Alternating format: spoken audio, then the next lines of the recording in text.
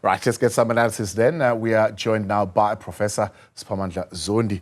Prof, good to have you, and thank you very much for coming on. Before we talk about what remedy they should use, but let's talk maybe about their analysis of what they would have diagnosed would have been the problems that led to possible cases of poor electoral performance. They are saying inter-party squabbles and factionalism and poor structures, if you want to put it that way.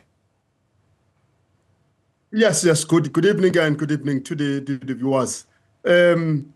Definitely, they seem accurate in identifying both internal and external factors, and not underestimate the effect of the internal factors that have helped to explain the decline of the ANC for over 15 years already now. That almost all the declines are about the ANC bleeding support through factionalism internally, but also through underperformance and through its association with corruption. And thirdly, also through people getting tired, what we call voter fatigue, about voting for the same people and maybe not seeing the difference. And that's a factor that almost affects all long-standing governing parties.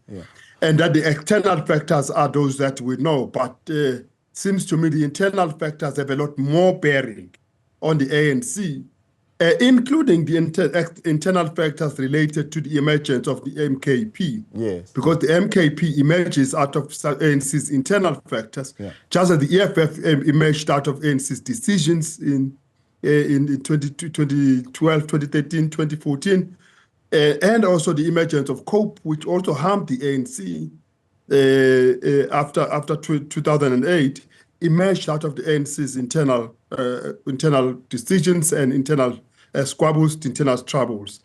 And so the ANC continues to bleed on the basis of that, and it continues to bleed even at ward level in the past 2 years because of internal squabbles. And the ANC need to work out how does it manage that a lot better going forward.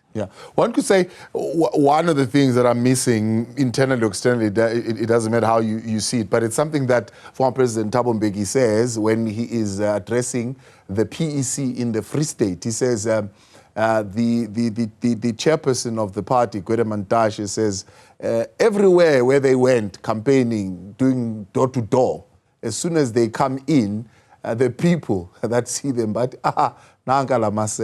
it seems that they're not factoring that in as part of the reason why they would have performed so poorly.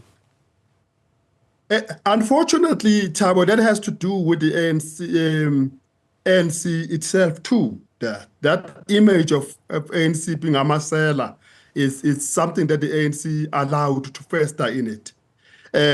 Sometimes by, like what former Minister Pando said on ENC8 earlier on, by not acting on cases that are pretty much obvious and talk about prerogatives and talk about processes that are long and seem not to be acting on cases where there is a perceived crime committed or at least unethical behavior. And even going to the extent of closing ranks with people who are found to be on the wrongdoing. And people know these people on the ground, and they feel that sometimes they have people who are unethical foisted on them as ward councillors, as mayors, as MPs, and even as ministers. So the ANC's failure to deal with those kind of tendencies is also linked to factionalism, because if you are in my faction, even when we are guilty, we think we are not innocent because you are in my faction when we need you for voting, for swaying people in my direction. If you can promise us that we can bring the numbers, we can overlook your unethical behavior. And that has continued to eat into the ANC. Partly, Thabo, it has to do with what the ANC has not done, which other similar parties have done, which is to tame its democraticness internally with strong leadership and decisiveness, almost like what the Communist Party does. Yes. Huge participation for everybody, but there is a firm ability to decide and punish and incentivize by the leadership that is elected. In the ANC, it seems that the NSC, though, is empowered to do many things, almost looks like it's not empowered to do something. Very slow, very careful, very soft. It almost creates an impression that it does not fully use its power, and even if it means do it brutally in order to protect the ANC. Again, I'll quote the ex-officio member of the NEC, as you put it. He says, part of the things that would have been suggested by the veterans, right, is that everybody must retake, not even renew, but retake membership in the ANC, and including the president. And they must all then be assessed based on a particular criteria. So if you don't meet this, then we don't bring you in. And precisely that, he says, the NEC looks at that and they go, if I had to do that, I myself would not make it back here. And therefore, this reluctance to put that kind of remedy in place. Then you see, then we have a problem. If the ANC is going to renew, one of the things that it to renew is its ability to take responsibility and imposing responsibility on those that it gives the privilege of leading. So that you don't have a situation like you have right now, where numbers decline and no head rose. Literally, numbers decline, but there is no responsibility taken. Instead, the ANC celebrates that it's able to save itself through a coalition, the government of national unity.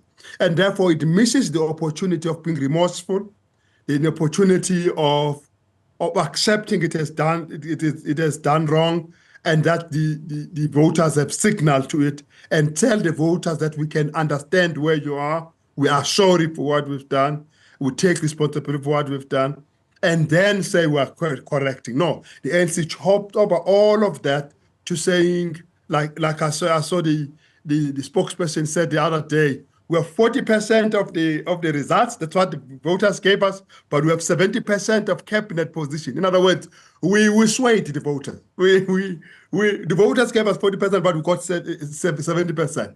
It might come across as arrogance for voters that the ANC has not come to say, well, sorry, and demonstrate that it is really now acting differently. Right. In a way, it's just unfortunate for the ANC, because this matter around the Minister of Justice, the matter around the former Minister of Sports, Arts and Culture, Zizi Kodwa, where opportunities for the ANC signal we are now acting differently.